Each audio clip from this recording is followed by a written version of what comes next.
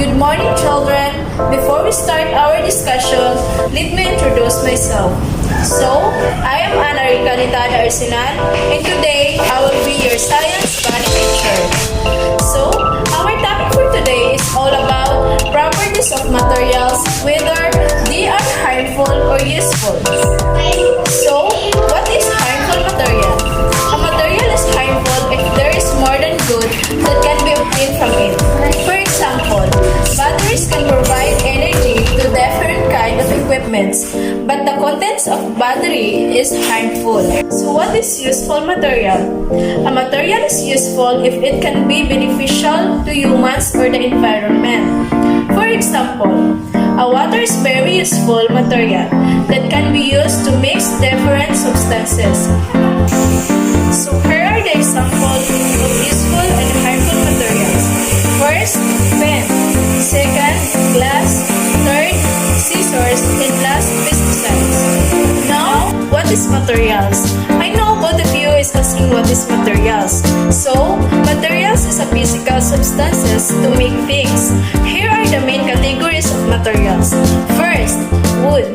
Wood is used to make tables and chairs because of its hardness. Second, plastic. Plastic is used to make containers and bags because of flexibility. Third is glass. Glass is used to make windows, bulbs, and bottles because of its luster effect. Metals is used to make pans and pots because of its hardness. Last, ceramic. Ceramic is used to make mugs, vases, and cups because of its brittleness. So now, what harmful materials can affect and cause to the human body? Butyl silicone. Number 1, linked to reproductive harm. Number 2, toxic to kidneys and liver. Number 3, exposure for 15 minutes equals 3 times the acute exposure limit. Sodium hydroxide. Sodium hydroxide can cause liver and kidney damage, can cause irritation to respiratory tract, can cause chronic skin irritation, and the last can cause burn in eyes, skin, mouth, and throat. So now, let's proceed to the classification of household materials. Useful substances. There are useful chemical substances at home. Example, soap, shampoo, conditioner, perfume, cologne, hairspray, and other used for hygiene and care. Other useful substances used for cooking.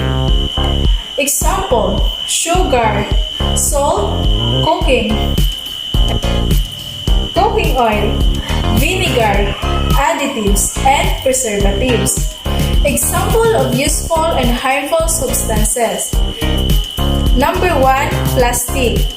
Plastic is most common synthetic materials used for making containers. Most materials today are made of plastic.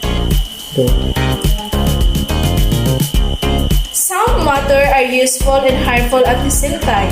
Example, pesticides or insecticides are the materials used for killing or eradicating harmful organisms. So here's the effect of some materials on people. Liquid detergents are used in washing clothes. Muriatic acid and other disinfectants are used for cleaning the toilet and the bathroom. If not properly used, they can cause respiratory diseases, especially when it is inhaled. This must be used as indicated products labels. So, there are some of the useful and harmful substances. Number 1, pen. Pen make houses, buildings, and any infrastructure to look attractive and colorful and to prevent the formation of rust. Number 2, medicine. A chemical to use, treat, and prevent diseases. They come in tablet, liquid, or capsule forms. Prescribed by doctors must only be taken. And here's the things you always need to remember when it comes in using useful and harmful materials. So the first thing is flammable materials such as tinder and firecrackers must be stored in a cold and dry place far from any flame source. Second, always read and follow the instructions of a product before using it. So now, let's proceed to the guidelines in handling, storing, and disposing harmful materials. First, they must have separate containers for disposal. Second, these must have proper labels and should be out of reach of children. So now that you already know about properties of materials, whether they are harmful or useful, let's recall if you truly understand my topic. So, are you ready, class? Very good. So, class, how can you identify if a certain material is useful or harmful? Yes, that's right. We can identify that a certain material is useful and harmful by looking at its properties. Then why do we need to know which materials and useful materials are harmful? Yes, of course. We need to know what materials are useful and harmful for us to avoid accident or harm. So how do we use these materials? Oh, very good. We use these materials in our daily lives.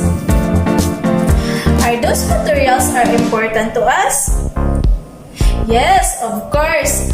Your answer is correct. Yes, those materials are important to us because it makes our life comfortable. Now that you are ready, let's have an activity. Direction.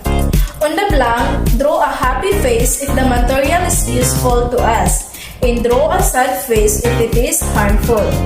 So question number 1, cotton. Number 2, pesticide. Number 3, socks. Number 4, blanket. Number 5, muriatic acid. Okay, class, since we are done with our activity, I will give you an assignment.